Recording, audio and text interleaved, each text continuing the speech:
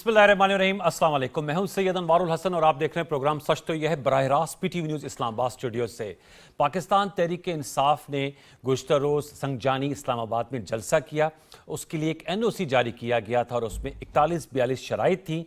ताहम कल जलसे की लाइव कवरेज में देखा गया कि उन शराइत से रूगर्दानी की गई, उनकी खिलाफ वर्जी की गई। और इस सिलसिले में आज अब से कुछ देर कबल जो पाकिस्तान तहरीक इंसाफ के मेंबरान कौमी असम्बली हैं, शेर अफजल मरवत साहब, पीटीआई के चेयरमैन बैरिस्टर गौर साहब, इन्हें इस्लामाबाद पुलिस ने गिरफ्तार कर लिया है। और यही बताया गया है कि जो रूट तय किया था उसकी खिलाफ वर्जी की, फिर जितना वक्त दिया गया था शाम 4 से 7 बजे, उस वक्त की जो है वो पासदारी नहीं की गई। और इसके अलावा भी जो एनओसी में कवायद व ज़वाबित जिसके तहत दिया गया था उसकी खिलाफ वर्जी पर गिरफ्तारी अमल में आई है। तो ये लेटेस्ट है, चूँकि हमारा लाइव शो है तो मैंने कहा आपके साथ शेयर करूँ कि शुएब शाहीन साहब जो पीटीआई के मेंबर हैं, अगरचे मेंबर कौमी असम्बली नहीं लेकिन उनके रुकन हैं पार्टी के और गालिबन सेक्रेटरी इत्तलात हैं इस वक्त, और बैरिस्टर गौर साहब, गौर अली खान साहब जो चेयरमैन हैं, शेर अफजल मरवा साहब, इनकी गिरफ्तारी अमल में आ चुकी है। इसके साथ साथ चूँकि मैंने अब जलसे का जिक्र किया तो जलसे से जुड़ी बात यह है कि जो कल जलसा हुआ उसमें वज़ीर आला खैबर पख्तूनख्वा अली अमीन गंडापुर की जो तकरीर थी उसमें बहुत एक तो धमकी आमेज कंटेंट था और दूसरी इखलाक बाख्ता जो है वो तकरीर थी। और इसमें एक तो उन्होंने डेडलाइन दी जिसमें कहा कि बानी चेयरमैन पीटीआई इमरान खान साहब को 2 हफ्तों में नहीं छोड़ा तो फिर वो बहैसियत सीएम और पीटीआई के वर्कर के वो खुद लीड करके इमरान खान साहब को छोड़ाएंगे। लाहौर में अगले जलसे के हवाले से उन्होंने कहा कि एनओसी मिलता है तो ठीक है, अगर नहीं मिलता तो वो फिर लाहौर आ रहे हैं। और वज़ीर आला पंजाब मरियम नवाज शरीफ साहिबा के हवाले से भी उन्होंने इंतहाई काबिल मज़म्मत और काबिल अफसोस गुफ्तगू की। उसको मैं दोहराना नहीं चाहता क्योंकि मुनासिब अल्फाज उन्होंने नहीं इस्तेमाल किए। साथ में उन्होंने जो जर्नलिस्ट कम्यूनिटी है उन पर भी अच्छी खासी चढ़ाई की और उन्होंने सहाफ़ियों को मुख्तलिफ अनफॉर्चुनेट अलकाबात से जो है वो नवाजा। और आज हमने देखा कि कौमी असम्बली के इजलास में जर्नलिस्ट ने जो प्रेस गैलरी उसका बाइकआउट किया। फिर चेयरमैन पीटीआई बैरिस्टर गौर उमर अयूब साहब ने बाकायदा इस पर माजरत की। एक तो पस मंज़र है, दूसरा जैसे मैंने कहा जब ये जलसा हुआ तो आज सियासी और सहाफ़ती हल्कों में शदीद रद्द अमल है। सहाफ़ती हल्कों का तो मैंने आपको बता दिया, वफाकी वज़रा ने प्रेस कॉन्फ्रेंस की, अता तारड़ साहब और अमीर मुकाम साहब ने। अता तारड़ साहब ने कहा कि गंडापुर साहब जो अली अमीन खान गंडापुर साहब हैं वो एक खातून को तो वज़ीर आला को धमकी दे रहे हैं लेकिन जो दहशत गर्द हैं उनके सामने बेबस हैं और जनूबी खैबर पख्तूनख्वा में जो अपने ही इलाके में अपनी रिट बरकरार नहीं रख सकते। खैबर पख्तूनख्वा के जो सरकारी वसाइल हैं, चूँकि ज़ाहिर बात है उसमें एम्बुलेंसेज आई, क्रेन्स आई, दीगर और भी वज़ीर आला का जो प्रोटोकॉल है वो उसके साथ आए थे, उनका उस बेदरीग इस्तेमाल किया गया। अमीर मुकाम साहब ने कहा कि मुबैना करप्शन के संगीन इल्ज़ामात हैं, अपनी ही काबीना के अरकान और अपनी पार्टी के अरकान जो है वो अली अमीन गंडापुर साहब के खिलाफ हुए। आतिफ खान साहब अलहदा से रैली लेकर आए, शकील खान साहब मालाकंड से अलहदा रैली लेकर आए। और इसके अलावा हमने देखा ख्वाजा आसिफ साहब ने भी कहा, जो वज़ीर दिफा कि ये जो चैलेंज दिया है 2 हफ्ते में इमरान खान साहब को अडियाला जेल से बाहर निकालने का, उन्होंने कहा वो चैलेंज कबूल करते हैं और देखते हैं कि क्या 15 रोज़ में वो निकाल पाते हैं। साथ में उन्होंने कहा अगर पॉलिटिकल एक्टिविटी के लिए पंजाब आते हैं तो फिर ज़रूर आ पाएँ, लेकिन अगर आप चढ़ाई के लिए आ रहे हैं तो फिर आप अटक का पुल पार नहीं कर सकते। इस हवाले से हम गुफ्तगू करेंगे। फिर आज चूंकि नया अदालती साल भी शुरू हुआ है तो chief justice of Pakistan chief justice Qazi Faez Isa साहब ने बड़ी अहम गो की और उसमें उन्होंने कहा कि जो नया जो अदालती साल शुरू हुआ है तो एज ए चीफ जस्टिस उन्होंने कहा कि इसके बेंचमार्क्स भी हमने रखने हैं कि एक तो शफाफियत जो है वो नज़र आए। पहले उन्होंने कहा कि जब बेंच बनते थे तो लोगों के तासुर बन जाता था कि फ़लाँ फैसला आएगा, अब ऐसा नहीं, उन्हें नहीं मालूम, चूँकि अब ज़ाहिर बात है supreme court practice and procedure act के बाद ये 3 रुकनी जो बेंच है वो फैसला करता है कि क्या बेंच बनेगा, कि उनके दाएं और बाएं जानिब कौन से मोहतरम जजेस हैं। एक्सटेंशन के हवाले से या अपनी जो एज ए सुप्रीम कोर्ट मुलाजमत में तोसी के हवाले से उन्होंने कहा कि वो इसके ख्वाह नहीं हैं, ये उन्होंने 2 टोक अंदाज में कहा। फिर वज़ीर आज़म पाकिस्तान ने इशाइया दिया है मेंबरान असम्बली को और सलीका साहब ने भी दिया है। इस्लामाबाद में काफ़ी ज़्यादा हलचल है और मुतवक्के एक आइनी पैकेज की बड़ी बाज़गश्त सुनाई दे रही है, उस पर भी हम गुफ्तगू करेंगे। जो मौजूद मेहमान शख्सियत में सरदार शरीक गुफ्तगू का तारुफ हमसे करा देते, हमें ज्वाइन किया है सैयदा शैला रज़ा साहिबा ने, मेंबर कौमी असम्बली है पाकिस्तान पीपल्स पार्टी की मरकजी रहनुमा में, आपका बहुत शुक्रिया। हमें ज्वाइन किया हाफिज़ एहसान खोकर साहब ने, सीनियर लॉयर हैं सुप्रीम कोर्ट ऑफ पाकिस्तान के, उन्होंने ज्वाइन किया, आपका बहुत शुक्रिया। रज़ा रूमी साहब वेरी नोटेड एनालिस्ट, उन्होंने हमें ज्वाइन किया है बजरिया स्काइप, उनके भी हम शुक्रगुजार हैं। कैसर अहमद शेख साहब, मुझे बताया गया है कि उन्होंने कमिटमेंट किया है, वज़ीर आज़म के इशाई में मौजूद हैं। We are expecting he will join us in a while.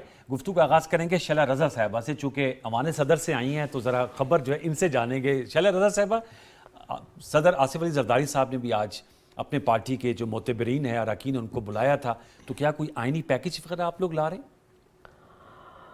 देखिए, असेंबली का काम है लेजिस्लेशन करना, और आइनी पैकेज का तो आइन में जो भी है उसके लिए तो ज़रा 2/3 मेजॉरिटी चाहिए।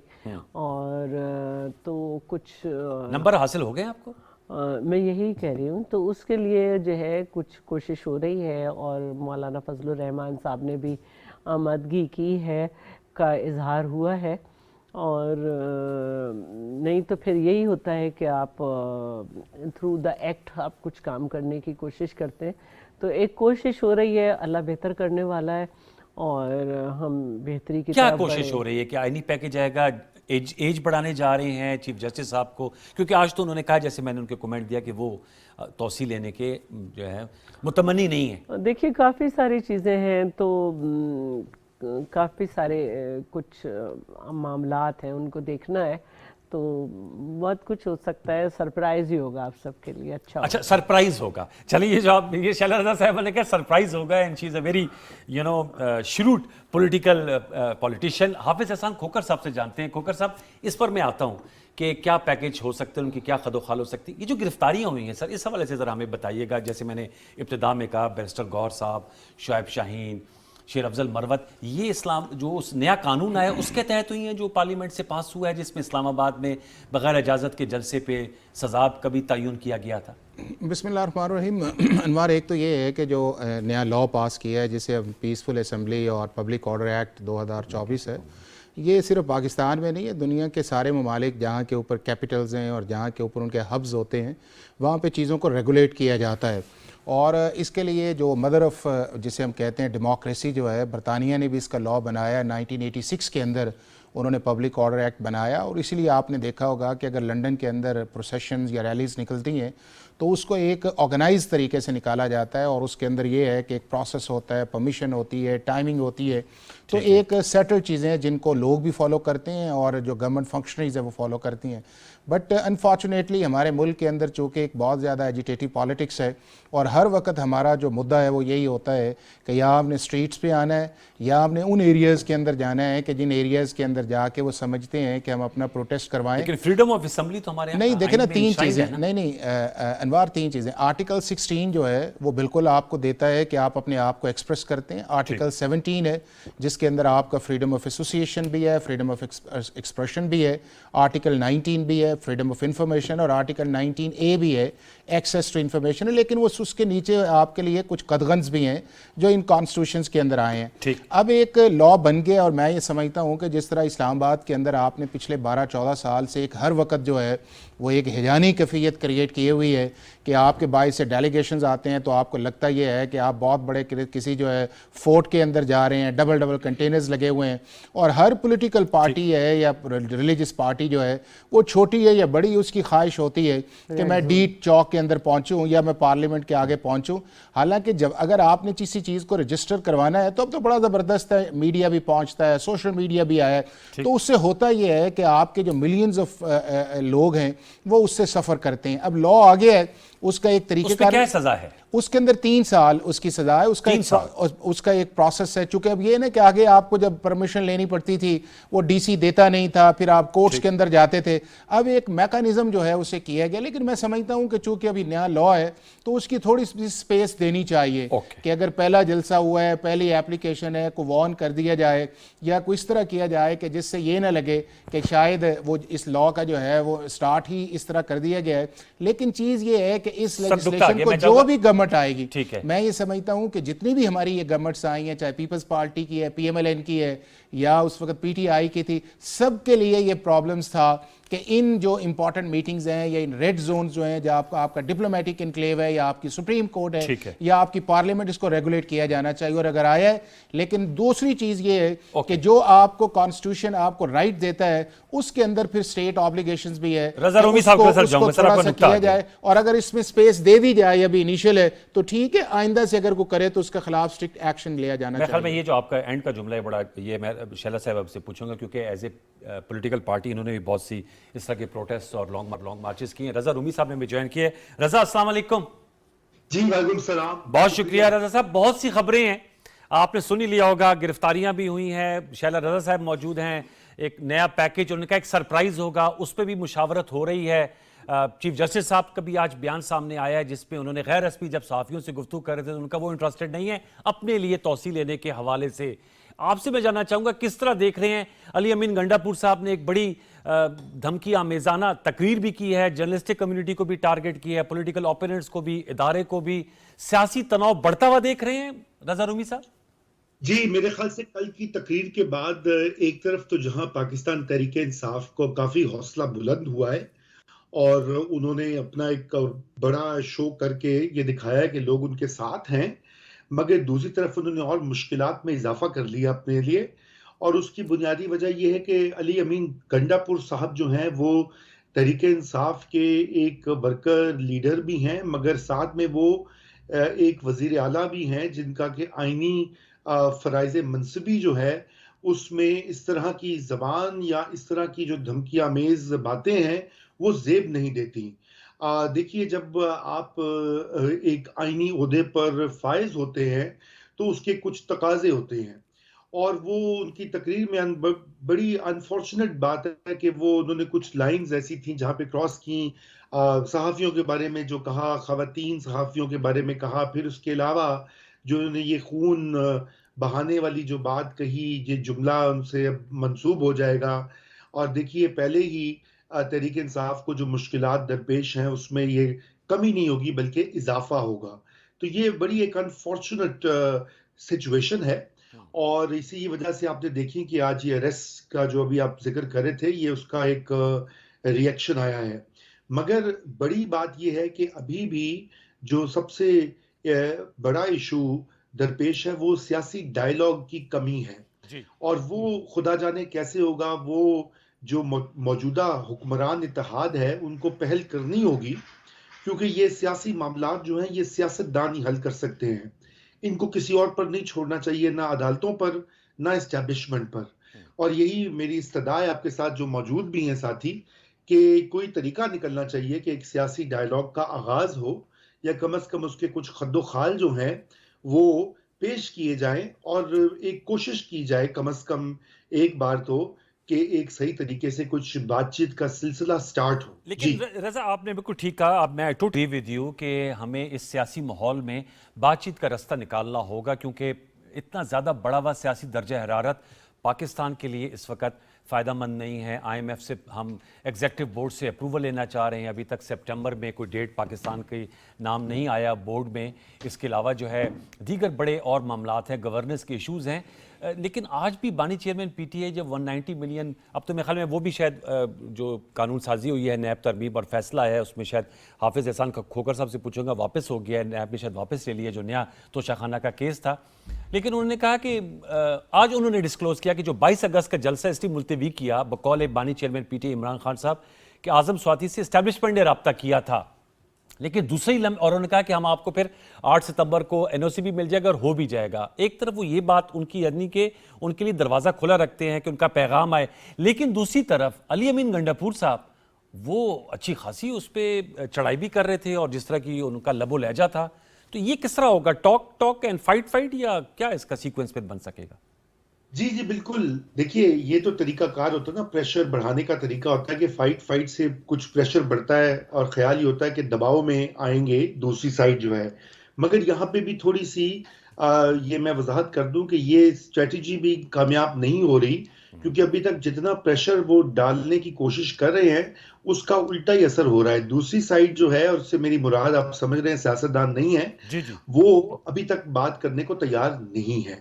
और ये जलसे में जो जबान भी हुई, बहुत से लोगों का ये कहना है, मैं सुन रहा था बड़ी कमेंट्री और लोगों से बात भी हो रही थी, तो उन्होंने कहा एक तरह से ये इजहार भी है फ्रस्ट्रेशन का, कि ये फ्रस्ट्रेशन भी बढ़ रही है कि वो जो मतवक्को एक प्रेशर डालने की जो पॉलिसी थी वो गालिबन काम नहीं आ रही। काम नहीं और आ रही। यही वजह है जी, यही वजह है कि इस वक्त एक डेडलॉक सा वो वेरी बन इंपॉर्टेंट गया। सर। मैं दोबारा आपके पास लौट के आऊंगा। हमें ज्वाइन कर ली है वफाकी वजीर बराए बहरी उमूर कैसर अहमद शेख साहब। सर बहुत शुक्रिया नवाजिश। हमें पता है आप इशाइये से उठ के प्राइम मिनिस्टर साहब की दो दर से आए हैं, हम मेहमान सदर से आए, so we have very well inform to politicians.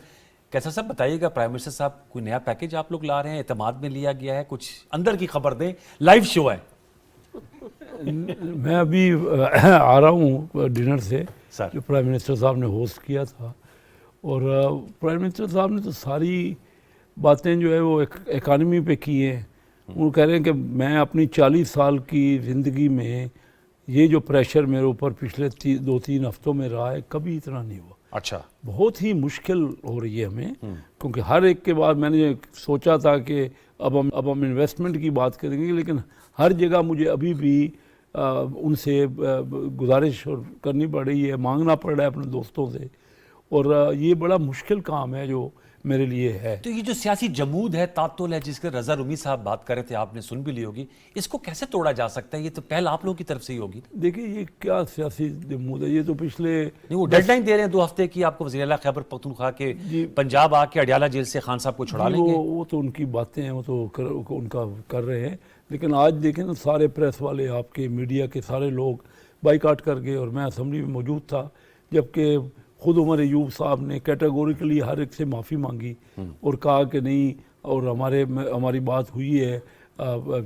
KPK के CM से, अब जी उन्होंने भी माफ़ी मांगेंगे खुद भी। तो ये क्या धमकियाँ हैं, खा मखा की जलसों में लोगों को मोटिवेट करें, ये कोई तरीका कार है, और जिससे अगर कोई प्रेशर डालने की कोशिश हो रही है तो उल्टी पड़ेगी। अच्छा। इस वक्त देखिए ना, सीधी बात है, उन्होंने गलत काम किया है, उनकी पार्टी ने या उन लोगों ने 9 मई में जो काम हुआ है, वो तो उसको तो माफ़ नहीं किया जा सकता ना। यानी माफ़ से मुराद ये कि या तो दिली तौर पे मादरत करके वो समझें अपनी कि हमारी गलतियां हैं, ठीक है, तब तो कोई सोचा जा सकता है। सही है। अगर वो डटे हुए हैं अभी भी पाकिस्तान की, यानी जो हमले किए उन्होंने अफवाज के इंस्टॉलेशन पे या शहीदों की जो मुख्तलिफ, लेकिन सर वो तो मुकदमा चल रहे हैं ना, जो लोग बाहर हैं जैसे बेस्टर गौर हैं और लोग, उनसे तो मुज़ाकरात हो सकते हैं ना। सबको तो 9 मई के कौन मना कर रहा है? मुज़ाकरात पे बात, तो गिरफ्तारी होगी, आपके कुलीग हैं अभी थोड़ी देर पहले। क्या करे, हमें हर वक्त चोर डाकू ही कहते, वो मुज़ाकरा करने को तैयार ही नहीं है। मैं खुद के 50 बार तो कह, महमूद खान अचकज़ई साहब भी नहीं है। नहीं, महमूद खान अचकज़ई को तो उन्होंने मुकर्रर किया, तो कई ना हमारे जो है ना राणा सनाउल्लाह, वो बात कर रहे हैं ना, वो हमारे फोकल पर्सन है, ठीक है, तो हो सकता है उनकी बात पेशरफ्त भी है। लेकिन जब आप धमकियां देना, एक तरफ बात करें, एक तरफ धमकियां नहीं, तो क्या होगा? फिर सारे लोग, लेकिन ना ये तो कोई तरीका नहीं है ना कि आप इस तरह मुल्क के भी मामलात में और कहीं ये कि मैंने ज़बरदस्ती हमने छुड़वा लेना है। अब ये एक तरफ अगर अदालतों में वो गए हुए हैं और अदालतें उनके फेवर में कई फैसले दे चुकी है जी, एक तरफ तो कहते हैं हमें अदालत पे पूरा भरोसा है, दूसरी तरफ वही वो कहते हैं हम खुद छुड़वा लेंगे। आज तो बानी चेयर में PTI ने मौजूदा चीफ जस्टिस और इस्लामाबाद हाई कोर्ट की चीफ जस्टिस के हवाले से तो कोई मुस्बत राय का इज़हार नहीं किया। वही उनका है ना, तो इसी वजह से तो वो जो कुछ हो रहा है उनके साथ, उनका ख्याल क्या है कि इस तरह दबाव डाल के कोई लोग जो है उनकी इस सपोर्ट में होंगे कि मुल्क के अफवाज के भी खिलाफ बात। अफवाज बड़ी, असल मेरा सवाल उसी से जुड़ा हुआ था जो आपने कहा कि प्राइम मिनिस्टर साहब कह रहे हैं कि 40 साल पॉलिटिकल लाइफ में जो 2-3 माह में प्रेशर आए उससे ज्यादा है because of the economic issues. तो इक्तिसादियात जुड़ी हुई हैं सियासियात से, तो इसलिए मैं कह रहा था कि कोई ब्रेक थ्रू नहीं हो सकेगा, वरना तो फिर वो इक्तिसादियात तो वहीं रहेंगी। नहीं तो आप मुझे तरीकाकार बताए ना, तो मैं कोई असेंबली में करें ना, 5 साल से तो मैं उनको कहता रहा चार्टर ऑफ इकानमी में कि मैं स्टैंडिंग कमेटी फाइनेंस का चेयरमैन था कि जो एजेंडा पे आप लाना चाहें लाएं, ठीक है, ये मैं आपका लेके बात। आना चाह रहा हूँ। ठीक है। अब कोई किधर वो बात ही नहीं करना, वो तो चोर डाकू कहते हैं, आप चोर डाकू, हमने आपसे बात नहीं करनी। शैलेंद्र साहब, लेकिन किस जो तरीके एहसान से साहब कह रहे थे जो नया कानून लेकर लाए हैं कौमी असम्बली सेनेट से आप लोग, उसमें उन्होंने कहा कि थोड़ी सी लीनियंसी का मुजाहरा करना अगर होता, जैसे आज जैसे उमर अयूब साहब उन्होंने माफी तो मांग ली on behalf of CM KP, तो आप समझती हैं कि थोड़ी गुंजाइश देनी चाहिए? हाँ, बात यह है, मैंने कल भी प्रोग्राम किया था और मैंने यही कहा था कि दोनों को एक दूसरे को अकोमोडेट करना चाहिए। 7 बजे का प्रोग्राम था, 8:30 तक ख़त्म कर देते। सिर्फ यही नहीं था कि ख़त्म, उसमें ये वैसे बात सियासी भी- जलसे जो आप लोगों ने भी किए हाँ, वो नहीं, वक्त मैं मुकर्रर से इसको तो बहुत मानती आगे हूँ, जाते हैं। मैं इसको मानती हूँ, लेकिन एक एग्रीमेंट हुआ ना। हाँ। और उसके बाद उसमें ज़बान के इस्तेमाल की भी बात हुई थी कि क्या हाँ, चीज़ वो एक कही जाएगी, क्या चीज़ गलत इस्तेमाल हुई नहीं की ज़बान। जाएगी। तो आई थिंक जो मुझे अभी मालूम हुआ तो उसमें शायद शुएब शाहीन वगैरह शायद परमिशन होल्डर थे शायद। मुंतजमीन में से थे खाली। हाँ, आमिर मुगल, शुएब शाहीन, ये तो इस्लामाबाद से ये जो एक इलेक्शन गारंटी दी गई थी कि किस तरह की ज़बान इस्तेमाल होगी, पाकिस्तान मुखालिफ बात नहीं होगी। अब बहुत सारी ऐसी बातें हैं जिसको हम करते हुए भी जो है ना, हमारा कल्चर नहीं है कि हम वो बातें दोहराएं जो खालिद खुर्शीद ने की, जो कि सीएम रह चुके हैं जीबी के। और एक देखिए, एक जो मज़ाहिमत होती है ना आमतौर पर पॉलिटिकल पार्टीज़ की, वो इस तरह होती है कि आप उनसे मज़ाहिमत कर रहे होते हैं जिनसे आपको ये शिकवा होता है कि ये अगेंस्ट द कॉन्स्टिट्यूशन जा रहे हैं। हमारी सारी मज़ाहिमत यही थी कि आइन की पासदारी। आप हलफ उठा के ये कह रहे हैं कि अगर तुम आइन पर नहीं अमल करोगे तो हम भी नहीं करेंगे, और खुदा की कसम भी खाई उन्होंने और फिर कि छुड़ा कुछ, लेंगे। बिल्कुल जो अल्फाज थे वो बहुत गलत थे। और मैं समझती हूँ कि जब दलील ख़त्म हो जाती है तो फिर इंसान इस तरह की गुफ्तगू करता है। अब जो गुफ्तगू उन्होंने की वो तो एक तरफ है, लेकिन असल बात यह है कि आपने एक माहिदा लिख कर किया, उसमें मैं टाइम को वो कर देती हूँ कि चलिए ठीक है, टाइम का मसला था क्योंकि रुकावटें भी थीं और सारा था, लेकिन उसमें बहुत सारे मामलात थे जिस पर जो है बहुत, मैं समझती हूँ कि जजेस को उन्होंने नहीं छोड़ा, सहाफ़ियों को उन्होंने नहीं छोड़ा, अपने मुखालिफ लोगों को उन्होंने नहीं छोड़ा, और जब वो हुकूमत कर रहे थे जब भी उनका यही तरीक़ाकार था। आपने बातचीत की जब वो प्राइम मिनिस्टर थे तो मुल्क की सिक्योरिटी के भी जो मैटर आए तो उसमें आर्मी चीफ आए लेकिन प्राइम मिनिस्टर नहीं आए, तमाम पार्टीज थी। अभी भी वो कहते रहे कि हम इस्टेब्लिशमेंट से बात करेंगे, फिर और अभी भी आज भी उन्होंने कहा कि हमने एस्टेब्लिशमेंट के कहने पे मुलतवी किया। अब फिर इस्टेब्लिशमेंट के कहने पे मुलतवी भी कर दिया और अगले दिन फिर बानी पीटीआई ने शुरू कर दिया। तो बात यही है कि इससे पहले भी जब बातचीत हुई और शाह महमूद कुरैशी और दूसरे लोग बात कर रहे थे और उन्होंने कहा, जब इलेक्शन की बात हुआ करती थी कि हम 80% अपने मकासद हासिल करने में कामयाब हो गए, बातचीत में यही होता है ना, लेकिन बानी पीटीआई ने सब अटैच कर दी। अब रही बात अचकज़ई साहब की, तो कल अचकज़ई साहब का इतना बुरा हाल था कि उन्होंने कहा कि भाई जेब भी कट रही है और ज़बान भी नहीं है, कोई ट्रेनिंग ही नहीं है। तो हमें तो अचकज़ई साहब से कोई एतराज़ नहीं है, उन्हीं को था कि वो चादर उड़ के नकलें उतारते थे, हमें तो मौलाना साहब से नहीं है, वही अपने पूरे वक्त में उन्हें डीजल और पता नहीं क्या कहते रहे।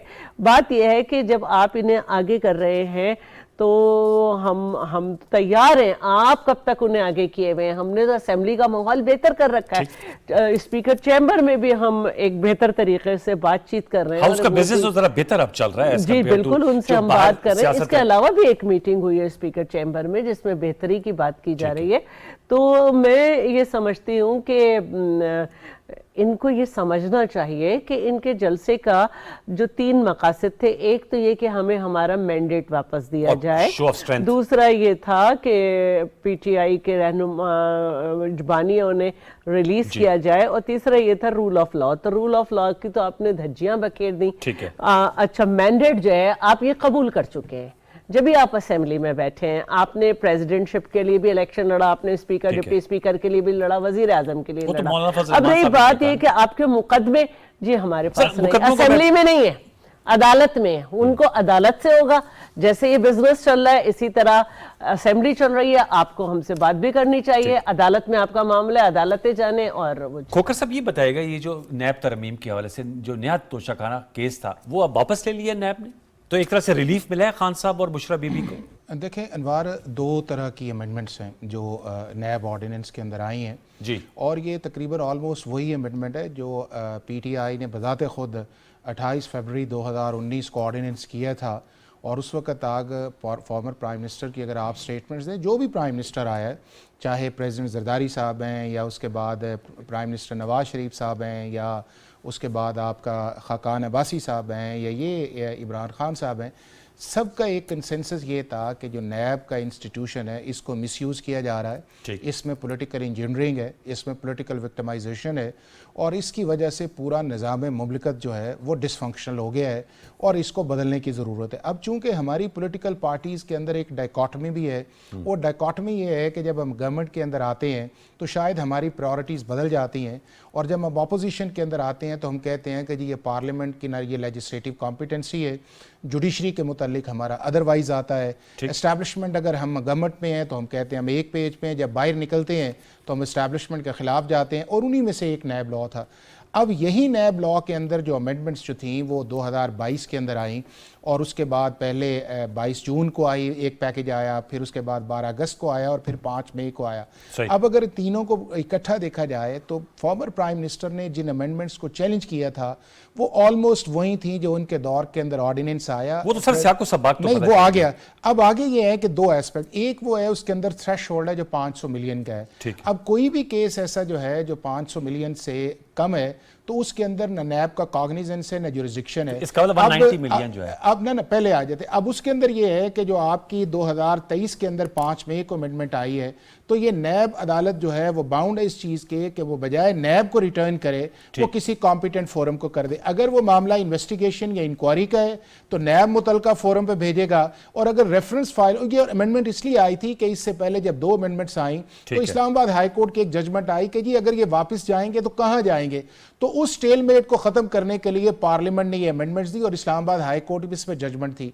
अब दूसरी जो अमेंडमेंट है जिसके ये मामला कहाँ गया, पहले इसका जवाब जब ये पहला मामला जो है जो अगर ये खान साहब और बुशरा बीबी का जो नया तोशाखाना केस अब ये है कि अब देखिए अब ये मामला ये टैक्स का मामला नहीं है, नंबर 2 ये बैंक का मामला नहीं है, ये बेसिकली आपके व्हाइट कॉलर का एक इशू है, ये स्टेट के लॉज की वायलेशन के पास गया तो उसके लिए एफआईए का जो स्पेशल जज है वो एफआईए के पास नहीं गया, स्पेशल जज जो सेंट्रल है उनके पास गया है, वो इसको ट्राई करेंगे और उसके अंदर एफआईए जो है एज ए प्रोसिक्यूटर के तौर पे काम करेगी, नैब का नहीं है। अब दूसरा आगे 190 मिलियन पाउंड्स का, 190 मिलियन पाउंड्स ये है कि आपका लॉ ये कहता है, पीटीआई की भी यही अमेंडमेंट थी, इनकी भी यही अमेंडमेंट है कि अगर कोई कलेक्टिव विजडम के साथ या कलेक्टिव बॉडी एक फैसला करती है, आपकी फेडरल कैबिनेट है, आपकी प्रोविंशियल कैबिनेट है, आपकी एनएफसी है, आपकी कमेटीज हैं, आपकी एसओईज हैं, आपकी एकनेक है, तो वो उस फैसले की बुनियाद पे नैब कॉग्निजेंस नहीं ले सकती। लेकिन उसके साथ पीटीआई के दौर के अंदर भी एक कदगन थी और इन्होंने भी लगाया कि अगर उस कलेक्टिव फैसले के बाद अगर कोई इंडिविजुअल एक या उससे ज्यादा जो है उसका कोई रेसिप्रोकल बेनिफिट्स लेते हैं इन टर्म्स ऑफ मॉनेटरी या इन टर्म्स ऑफ एसेट्स के अंदर आता है तो उसके ऊपर नैब की जुरिस्डिक्शन या अकाउंटेबिलिटी कोर्ट की जुरिस्डिक्शन रहेगी। अब 190 मिलियन पाउंड्स अगर सिर्फ इस हद तक होता तो शायद बात निकल जाती सेक्शन 4 के नीचे इम्यूनिटी की, चूंकि उसके मुकाबले में एक और अल कादिर ट्रस्ट का है। अगर आप अल कादिर ट्रस्ट के एलिगेशंस देखें तो वो सपोर्ट करते हैं जो 190 मिलियन पाउंड्स का केस है और अगर 190 मिलियन पाउंड्स को देखें तो अल कादिर ट्रस्ट को करते हैं। अब फॉर्मर प्राइम मिनिस्टर ने एक 265 की एप्लीकेशन दी है, अगर वो अदालत उसको एक्सेप्ट कर लेती है कि जी हमारा इख्तियार नहीं है तो वो मामला जो है स्पेशल जज के पास चला जाएगा to the extent of Al Qadir Trust, और अगर उसके अंदर ये है कि वो नहीं एक्सेप्ट करती तो मामला जो है वो हाई कोर्ट से होता हुआ सुप्रीम कोर्ट के अंदर जाएगा और सुप्रीम कोर्ट ये फैसला करेगी कि क्या इस लॉ की इंटरप्रिटेशन, क्या हम कैबिनेट के फैसले को इंडिपेंडेंट देखें या अल कादिर ट्रस्ट को इसका ऑफशूट देखें। अगर दोनों को इकट्ठे करेंगे तो मेरा ख्याल है कि फिर इनके लिए सीरियस लीगल प्रॉब्लम्स जो आएंगी। लेकिन बुनियादी चीज कि जिस चीज को आपने हाई मॉरल ग्राउंड के ऊपर चैलेंज किया उसी के लिए आप बेनिफिट्स देते हैं तो मेरा ख्याल है वो मुनासिब नहीं। नहीं वो आपकी बात आ गई थी।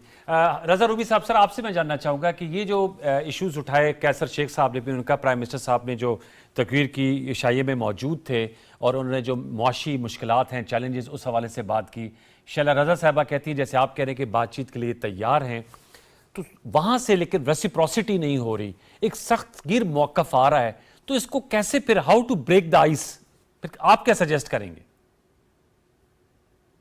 रजा साहब से लगता है हमारा राब्ता मुनक़ता हो गया है। मैं मौजूद हूं, मैं सुन रहा हूं आपकी बात, मैंने सुनी बात। इसमें कोई शक नहीं है कि इस वक्त की हुकूमत के लिए लामहदूद चैलेंजेस है, खुसूसन जो माशी चैलेंज है वो तो उसकी नज़ीर कम ही मिलती है, और ये बात दुरुस्त कही है वज़ीर आज़म साहब ने। मगर देखिए ये बात वही बात आती है कि आप माशी इस्तेहकाम नहीं ला सकते जब तक आप सियासी मामलात को, सियासी टेम्परेचर को कुछ ठंडा ना किया जाए। और यही वजह है कि मैं फिर से वही बात दोहराऊंगा कि इसका हल तो निकालना पड़ेगा सियासतदानों को और पार्लिमान को ही। अब शैला साहिबा ने कहा, जो कि शैला साहिबा भी एक बड़ी जमात से उनका ताल्लुक है जो कि इस वक्त मरकज में है, और उनकी जरदारी साहब एक रोल अदा कर सकते हैं प्रेसिडेंसी में। उनका एक माजी रहा है इस तरह से, क्या उसे बोलते हैं, मुल्क को मुश्किल बहरान। मौलाना फजल रहमान साहब को लाने के लिए भी पहले जरदारी साहब भी ने विजिट किया था अभी। जी बिल्कुल किया था। जरदारी साहब इन मामलात में तो देखिए वो माहिर है ना। हाँ। तो बात ये कि इस वक्त मामला यूं है कि इस वक्त सियासतदानों को सियासी, जो मेरे कहने का मकसद ये है कि ये उनके हाथ में होना चाहिए, ठीक है, ये पार्लियामान के हाथ में होने चाहिए मामलात, ये मामलात कहीं और नहीं जाने चाहिए। अब भी हमने देखा है मतवातिर 2 सालों से 3 सालों से हर चीज छोटी बड़ी सुप्रीम कोर्ट में पहुंच रही है। किसने इलेक्शन लड़ना है, किसने नहीं लड़ना, नहीं, क्या सिंबल मिलेगा नहीं मिलेगा, कौन जेल में होगा। और ये अभी से नहीं, खान साहब से पहले भी ये हो रहा था जब मियां नवाज शरीफ को नाअहल किया सुप्रीम कोर्ट ने, और जो 2018 की इलेक्शंस में जो धांधली हुई वो भी सबके सामने है। अब 2024 की बात करते हैं तो ये एक सिलसिला है कि खुद जो सियासी क्लास जो है उसने जब ये मामलात गैर मुंतखब इदारों के पास भेज दिए या उनको उसके ऊपर बिठा दे, उनको वो छीननी पड़ेगी, ये ताकत वापस पार्लियामान में लानी पड़ेगी। अब कौन करेगा ये? पॉलिटिकल विल आपको नजर आती है पॉलिटिकल पार्टी, चाहे वो हुक्मरान इत्तेहाद की हैं या हिज़्ब इख्तिलाफ की हैं? देखिए हिज़्ब इख्तिलाफ में तो नहीं है ना। खान साहब तो वो उनका तो मतवातिर यही बात है, वो कहते हैं मैं एस्टेब्लिशमेंट से बात करूंगा, मगर बात यह है कि वो कहते हैं फैसला साज ही वही है उनके बकौल। जी फैसला साज वो हैं, इसमें कोई शक नहीं है, जो कि पाकिस्तान की जमीनी हकायक है। मगर सियासत डायनामिक होती है और उसमें कोई चीज स्टैटिक नहीं होती। हमने देखा, आपको याद होगा कि ये वही पार्लियामान है, ये वही निज़ाम है जिससे इस मुल्क में 18वीं तरमीम की, जिसने कि सदर के इख्तियारात को कम किया, सूबों को इख्तियारात मुंतकिल किए कई दहाइयों के बाद, तो आखिर इन्हीं लोगों ने किए ना। तो ये नामुमकिन कोई चीज नहीं होती। बात ये कि इसके ऊपर गुफ्तगू होनी चाहिए। मैंने अभी ये सुना है कि चौधरी शुजात और जो है वो दोबारा से एक्टिव हो रहे हैं। मैंने ये भी सुना है कि मियां नवाज शरीफ जो है वो ये चाहते हैं कि कोई तरीका निकाला जाए कि कुछ मुल्क में एक जैसे स्टेबिलिटी लाई जाए और कुछ अग्रीमेंट्स किए जाएं। और मैं समझता हूं कि सदर जरदारी जो है इसमें एक रोल अदा कर सकते हैं। इन सबको मिलकर बैठकर कुछ तय करना होगा। अब तो मौलाना फजल रहमान अचकजई ये पुराने लोग हैं और ये सियासी मद्दोजज़र देख चुके हैं, तो इनको लाकर कोई तरीका निकालना चाहिए। इस तरह तो देखिए ये कॉन्फ्रंटेशन खत्म नहीं होगी और मुल्क और मईशत का भट्टा निकलता जाएगा। जी ठीक कह रहे हैं, बिल्कुल। ये कैसर साहब बड़ा उनका सही तज्जिया है कि आप माशाल्लाह खुद इतने सीनियर पॉलिटिशियन, 1997 से आप एक्टिव पॉलिटिक्स में हैं, अब तो माशाल्लाह 2024 है। कुछ तरीका तो आप लोगों ने ही निकालना है। और कहते हैं politics is art of possibles, नामुमकिनात तो होते ही नहीं ना सियासत में। फजल रहमान साहब और आप लोग डैगर्स ड्रॉनते 2024 के इंतखाबात के बाद। तो देखिए रज़ा रूमी साहब ने जो बात की, हम तो शुरू से यही कह रहे हैं कि पॉलिटिशियंस को आपस में बैठ के डायलॉग करें। हम तो असम्बली में अमली इक़दामात भी उठाए ना। क्या आपके ख्याल में कौन सा जो कहते हैं कॉन्फिडेंस बिल्डिंग मेजर्स जैसे हमने कौन सा अमली इक़दाम नहीं उठाया? हमने तो बार बार उनको ऑफर की। आज फिर गिरफ्तारियां हो गई। आज तो आज जब इस किस्म के आप एक दूसरे ये रोज़ किसी को गालियाँ निकालेंगे या किसी के खिलाफ इस तरह बात, आज क्या हुआ, वो आपके जो जर्नलिस्ट थे उनका तो नहीं है, वो पॉलिटिशियन तो नहीं है ठीक ना। है। तो वो सारे और लेडीज़ के बारे में जो बात की, हाँ। तो इस वो तो किस्म की बहुत ही गलत बातें बात आप थी। जब करेंगे तो आप तो खुद इंतशार की पॉलिटिक्स कर रहे हैं और इंतकामी बातें कर रहे हैं। तो ये कि हम खुद छुड़वा लेंगे, कानून से बालातर होकर बात कर रहे और हैं। कल पंजाब में भी, लाहौर में अगर एनओसी ना भी मिला तो जलसा करेंगे। और खुदा ना खासा वो बांग्लादेश वाली एग्जांपल भी वो दी। पता नहीं क्या करेंगे क्या नहीं करेंगे, वो तो जब होगा। ठीक है। लेकिन मेरा कहना है कि इस तरह फिर क्या डायलॉग क्या हो। हम तो बार बार उनसे कह रहे हैं, आज से नहीं, पिछले 10 साल से। जब आना था प्रेसिडेंट शी ने, चाइना के सदर ने, तो उन्होंने धरना दे दिया। अब आप बताओगे उस वक्त से हम तो कह रहे कह रहे हैं एससीओ के लिए चीन के वजीर आजम की आमद भी मुतवक्के है बिल्कुल है। वो तो मिड अक्टूबर में। वो तो आ रहे हैं हम जी वज़ीर आज़म आ रहे हैं। तो आप तो चाहेंगे ना एज ए गवर्नमेंट के हालात इस्लामाबाद के जिस तरह रेड जोन सील और तमाम चीजें, आप चाहेंगे कि जरा तरीकाकार कोई भी देखे ना, आपकी सारी बातचीत में किसी ने कोई तरीकाकार बताया है कि किया क्या जाए। सर ये तो आप ये तो बताएंगे जरूर ना, you are कहते in the government। हम तो यही के हाथ बढ़ा रहे हैं। आप खुद का मियाँ नवाज शरीफ जब आए लाहौर, तो उस वक्त उन्होंने कहा कि मैं सब पार्टियों से जाके बातचीत करूंगा। अभी भी उन्होंने जो अपने घर मीटिंग की, तो उसमें भी यही कहा कि तमाम पार्टियों को मिल के चलना चाहिए। अब आप कोई तजवीज़ नहीं कि हम क्या करें। हम जो करें, आप यही सारे कहते हैं कि हम तो हाथ बढ़ा रहे हैं, हम तो चाहते हैं कि पॉलिटिकल डायलॉग हो, लेकिन सामने वो हमें चोर डाकू कहते हैं। कोई बात तो हो ना। वो तो कहते हैं हम इस्टेब्लिशमेंट से बात करेंगे। वो अच्छे पॉलिटिशियन है। एक तरफ तो कहते हैं कि कानून की अमलदारी होनी चाहिए, rule of law. Rule of law, और दूसरी तरफ वो कहते हैं हमने बात ही उनसे करनी है। मुझे तो उनकी बात समझ नहीं आती कि कौन से वो कोई असूली बात कर रहे हैं। वो तो देखिए ना, एक पेज पे थे, अब उन्हीं के खिलाफ बातें की है उन्होंने। जो 9 मई का वाक़या हुआ है, तो उसकी डेप्थ में जाए ना कि क्या हुआ है। इस तरह आपका कोई भी मुल्क चल सकता है। क्या इनिशिएटिव बताइए, कोई किसी के पास कोई है तो ज़रूर बताएं। हम चाहते हैं कि उनसे जाके डायलॉग करें, ठीक है, लेकिन किस तरीके से करें। यही उसका जैसे आप ठीक कह रहे हैं, मैं इस पर एग्री करता हूँ। लेकिन शैला साहब, जैसे हमने विजुअल देखा, मौलाना फजल रहमान साहब भी बड़े सख्तगीर किस्म के बयान दे रहे थे जब 8 फरवरी का इलेक्शन हुआ। लेकिन अब जो उनका लास्ट वीक पार्लियामेंट में कौमी असम्बली में कैसर साहब और आप मेंबर हैं, उन्होंने कहा कि हुकूमत जो कहा जाता है फॉर्म 45 की या 47 की, यही असम्बली है, यही हुकूमत है, अब हमें आगे बढ़ना होगा।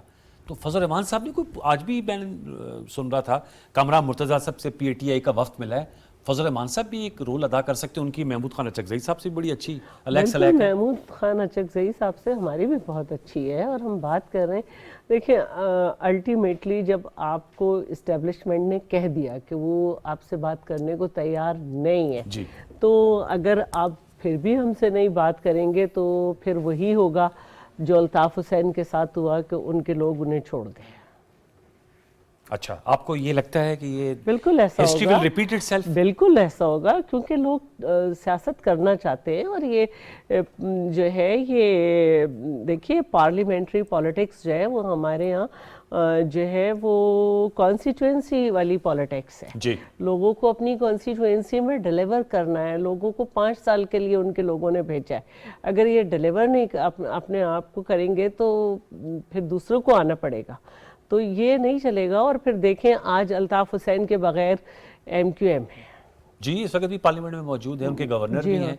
तो आपको ये फ्यूचर में आपको इस चीज़ बिल्कुल का ऐसा नजर होगा, क्योंकि लोग जो हैं वो सियासत करना चाहते हैं और वो चाहते हैं कि अपने हल्के को बेहतर तरीके से लेके आगे चलें। तो ये इससे पहले और बहुत सारे लोग इन्हें छोड़ चुके हैं।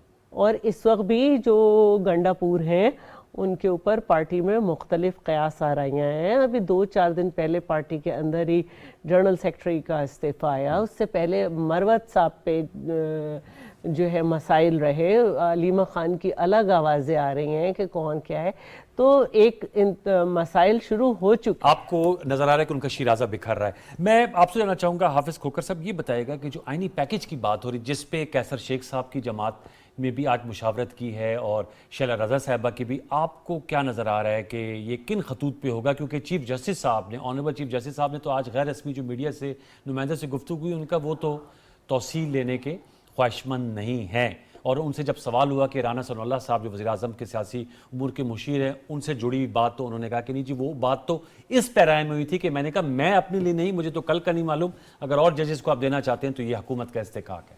अच्छा अनवार, इस तरह है कि पाकिस्तान के कॉन्स्टिट्यूशन के अंदर किसी भी किस्म की एक्सटेंशन का कोई कॉन्सेप्ट नहीं है। जितने भी हमारे कॉन्स्टिट्यूशनल ऑफिसेज हैं उसमें आपका चीफ जस्टिस का ऑफिस है, आपके हाई कोर्ट के जजेस हैं, उसके बाद इलेक्शन कमीशन उसके अंदर शामिल है, कोई एक्सटेंशन का कॉन्सेप्ट। इसी तरह पाकिस्तान का जो सिविल सर्वेंट्स एक्ट है उसके अंदर भी कोई एक्सटेंशन का कॉन्सेप्ट नहीं है। आप रिटायर्ड होते हैं और रिटायर्ड के बाद आपको री एम्प्लॉय किया जाता है। सिर्फ एक लॉ जो है जो सारी पॉलिटिकल पार्टीज ने मिलकर बनाया था, आपको याद होगा कि जब आर्मी चीफ की अपॉइंटमेंट्स जो थी उसके ऊपर मामला सुप्रीम कोर्ट के अंदर गया था, तो सुप्रीम कोर्ट की एडवाइस के ऊपर पार्लियामेंट ने बनाया, और वो है आर्मी चीफ की एक्सटेंशन वाला। उसके अंदर ये है कि वो एक मैकेनिज्म मौजूद है, अगर वो मैकेनिज्म गवर्नमेंट या प्राइम मिनिस्टर अडॉप्ट करते हैं तो उसके अंदर एक एक्सटेंशन का, लिहाजा जजेस के मुतालिक ये कहना कि एक्सटेंशन, हाँ दो चीज़ें हैं वहाँ के ऊपर। एक ये है कि एलिवेशन की भी एक एज मुकर्रर है जो 45 है, और उसकी रिटायरमेंट की भी एक एज है जो आपके 63 ईयर्स आपकी हाई कोर्ट है, 65 ईयर्स आपकी सुप्रीम कोर्ट है। अब अगर पार्लियामेंट जो है वो एज ब्रैकेट को चेंज करती है, और कई मौके पे उन्होंने चेंज किया है, पहले 40 थी तो इन्होंने 45 कर दी जब LFO आया, जब जनरल मुशर्रफ लेके आया और 17th अमेंडमेंट आई। अब अगर उसके अंदर पार्लियामेंट जो है वो चेंज कर देती है, नंबर वन ये है कि ये पार्लियामेंट की कॉम्पिटेंसी है, और उसके लिए आप ये कहें कि टाइमिंग पार्लियामेंट के लिए इंपॉर्टेंट नहीं होती, उसका एक लेजिस्लेटिव बिजनेस है, और वो उसको अगर आपने सिंपल लेजिस्लेशन करनी है तो आपको आर्टिकल 70 अवेलेबल है, और अगर आपने कॉन्स्टिट्यूशन अमेंडमेंट करनी है तो आर्टिकल 238 और 239 अवेलेबल है। सिर्फ दो ही कदगन है आपकी। एक कदगन ये है कि आप बेसिक स्ट्रक्चर जो है कॉन्स्टिट्यूशन का, जिसके अंदर एग्जीक्यूटिव, जुडिशरी और पार्लियामेंट है, उसको फंडामेंटल्स को चेंज नहीं करेंगे। और दूसरा आर्टिकल 227 है कि जो आपके इस्लामिक इंजंक्शन से रिलेटेड करता है, ये आपका ऑब्जेक्टिव रेजोल्यूशन है। उसके अलावा कॉन्स्टिट्यूशन के अंदर, और कॉन्स्टिट्यूशन का जो आर्टिकल 239(5) है वो पार्लियामेंट को इख्तियार देता है कि वो किसी भी चीज को अमेंड कर सकते हैं, और वो किसी कोर्ट ऑफ लॉ के अंदर चैलेंज नहीं होती। और जब से हमारा कॉन्स्टिट्यूशन 73 का आया, इवन 62 का भी था या 56 भी था, हमेशा पाकिस्तान की सुप्रीम कोर्ट ने दुनिया के दूसरे ममालिक की तरह जुडिशियल रिस्ट्रेंट शो किया, और कभी भी किसी अमेंडमेंट को अल्ट्रा वायरिस नहीं कहा। आपके सामने 18वीं तरमीम का भी केस गया, आपके सामने 21 का भी। अब ये है कि जो चीजें आएंगी, अगर, और आज भी चीफ जस्टिस ने कहा, अगर आप दो रिसेंट जजमेंट्स देखें तो जो सुप्रीम कोर्ट का ट्रेंड आया है प्रैक्टिस एंड प्रोसीजर के अंदर, जिसके अंदर बड़ा कहा गया था कि इंडिपेंडेंस ऑफ जुडिशरी शटर हो रही है, उसको भी सुप्रीम कोर्ट के लार्जर बेंच ने 10-5 से पार्लियामेंट की लेजिस्लेटिव कॉम्पिटेंस का होल्ड किया, और अब नए भी अमेंडमेंट्स भी आई हैं तो उसके अंदर भी उन्होंने लेजिस्लेटिव कॉम्पिटेंसी। तो सुप्रीम कोर्ट का माइंड इस मामले के अंदर बड़ा क्लियर है कि अनटिल के अनलेस को बड़े फंडामेंटल राइट्स की वायलेशंस ना हो, या दो चीजें, या बेसिक स्ट्रक्चर है या उसके बाद आपका इस्लामिक इंजंक्शंस है, पार्लियामेंट की जो चीजें और किसी वक्त भी कर सकती है, और ये पार्लियामेंट का प्रेरोगेटिव एक तरफ है, और दूसरी तरफ जुडिशियल रिव्यू जो है वो पाकिस्तान की सुपीरियर कोर्ट का प्रेरोगेटिव है। लेकिन इन दोनों को चूंकि हमारी पॉलिटिकल डिबेट चलती है, तो जो ऑपोजिशन के अंदर है वो लेजिस्लेटिव कॉम्पिटेंसी पे करता है, जो पार्लियामेंट के अंदर है वो अपने इख्तियार को करते हैं, लेकिन पार्लियामेंट का ये इख्तियार है, और उसे अंडू करना जो है वो पाकिस्तान की सुप्रीम कोर्ट का इख्तियार है। लिहाजा टाइमिंग के अंदर या किसी खास अमेंडमेंट को न करना जो है, ये पार्लियामेंट को आप रोक नहीं सकते। सर, मैं आपसे जानना चाहूंगा कि अब आप थोड़ा सा वे फॉरवर्ड बताइएगा कि, और आपको क्या, how do you analyse this situation. शला रजा साहबा तो कह रही हैं, वो तो इक्वेट कर रही हैं जो PTI की इस वक्त इंटरनल स्ट्राइफ है उसको अल्ताफ हुसैन साहब की जो MQM थी उससे, और उनका उसके बाद फिर लोगों ने छोड़ के अब वो अपनी MQM डॉक्टर फारूक सत्तार और खालिद मकबूल सदीकी साहब की सरबराही में नई जमात खड़ी कर ली है। आपको ऐसा लग रहा है? इसमें कोई शक नहीं है कि PTI को मुश्किलात का सामना है, उनके रहनुमा जेल में हैं, और आपने देखा कि भांत भांत की बोलियां हैं, मगर एक हकीकत है कि ताहाल जो रवायती जो हथकंडे हैं पार्टियों को, सियासतदानों को ठीक करने वाले, वो काम नहीं आ रहे।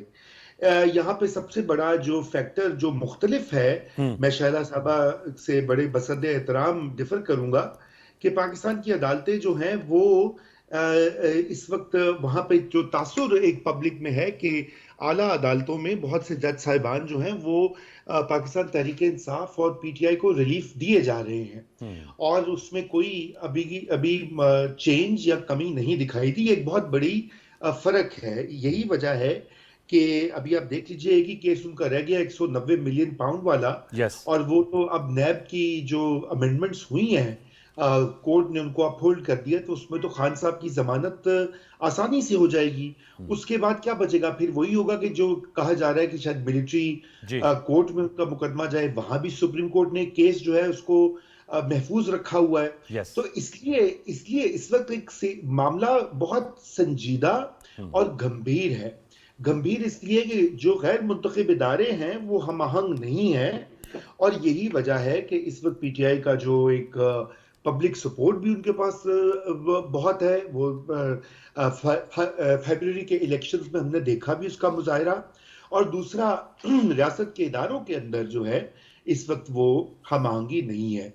यही वजह है इस तरह के हालात में वही मैं समझता हूं कि सियासी ओपनिंग्स होनी चाहिए। वो अगर जलसे जुलूस करते हैं उनको करने दें। जितनी रुकावटें, कंटेनर्स लगाना, ये उल्टा उन्हीं के फायदे में जाता है। और यही आपने देखा कि ये जो इतवार को जलसा हुआ उससे तो यही हुकूमत को बहुत लोगों ने कहा कि हुकूमत इतनी नर्वस क्यों हो रही है, इतना प्रॉब्लम क्या हो रहा है? क्योंकि अगर ये आप उनको करने दें जलसे जुलूस, उसमें क्या है फर्क पड़ता है। हाँ, बाकी ये कि ठीक है, अगर कोई वो जबान का इस्तेमाल, अब देखिए वो भी एक बड़ा पेचीदा मसला है। पाकिस्तान का आईन इजाजत देता है लोगों को आजादी तकरीर और आजादी, लेकिन गालब गलोच की इजाजत नहीं देता। बस नहीं, गालब गलोच की भी देखिए, गालब गलोच में भी कोई कानून नहीं है। हाँ, जो है वो ये है कि आप अफवाज पाकिस्तान, जो डिफेंस ऑफ पाकिस्तान, अदलिया और ग्लोरी ऑफ इस्लाम, 3 चीजें हैं जो कि आइन में दर्ज हैं, एक्सेप्शंस। अच्छा, वो मुबहम चीजें हैं। उसके अलावा तो देखिए बड़ा मुश्किल होता है कि आप ये, हाँ हम नहीं पसंद करते कि कोई गालम गलोच करे, लेकिन अब मसला ये है कि वो उसके लिए भी आपको पता है कोर्ट्स को 1 पेज पे आना पड़ेगा। वो नहीं है इस वक्त। बिल्कुल वेरी मच राइट जी। फेयर एनालिसिस था। वक्त में खत्म हुआ जा रहा है। बहुत शुक्रिया Raza Rumi, thank you so much for joining us on Skype from US. Sir आपको बहुत शुक्रिया। Qaiser Ahmed Sheikh sir, we wish you best of luck. जो इक्तिसादी चैलेंजेस हैं हम उम्मीद करेंगे कि IMF का एक्सटेंडेड फंड फैसिलिटी प्रोग्राम मिले। मैडम आपका बहुत शुक्रिया। सरप्राइज पैकेज के लिए हम मुंतजर रहेंगे, जो आईनी पैकेज। और खोकर साहब, thank you very much for interpreting the law. Viewers, आज की गुफ्तगू आपने सुनी। कल तक ले सैयद अनवारुल हसन और सच की प्रोडक्शन टीम को इजाजत दीजिए। अपना बहुत सा ख्याल रखिए। अल्लाह ने के बाद।